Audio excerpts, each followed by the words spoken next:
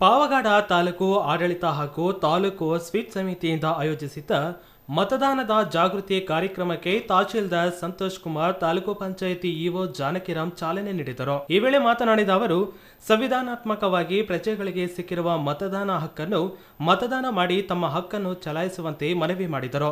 ನಾಗರಿಕರು ಚುನಾವಣೆಯಲ್ಲಿ ಮತದಾನ ಮಾಡುವ ಮೂಲಕ ಪ್ರಜಾಪ್ರಭುತ್ವ ಹಬ್ಬದಲ್ಲಿ ಪಾಲ್ಗೊಳ್ಳಬೇಕು. ಯಾವುದೇ ಆಸೆ ಆಮಿಷಗಳಿಗೆ ಬಲಿಯಾಗದೆ ನಿರ್ಭಯದಿಂದ ಮತ ಚಲಾಯಿಸಲು ಕೋರಿದರು.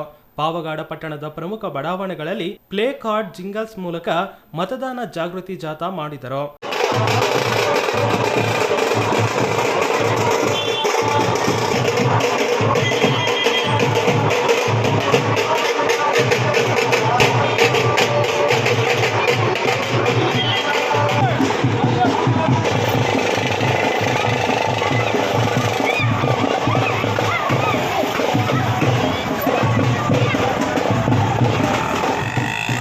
ಮತದಾನದ ಬಗ್ಗೆ ಅರಿವು ಮೂಡಿಸುವ ಘೋಷಣೆಗಳನ್ನು ಕೂಗಿದರು.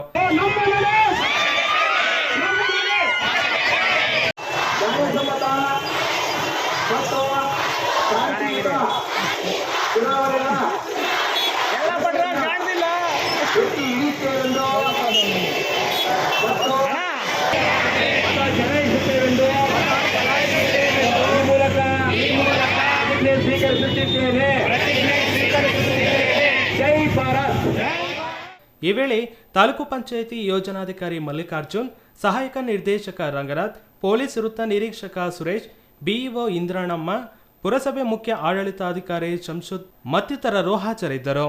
Kondappa, CTV news, Pavagada.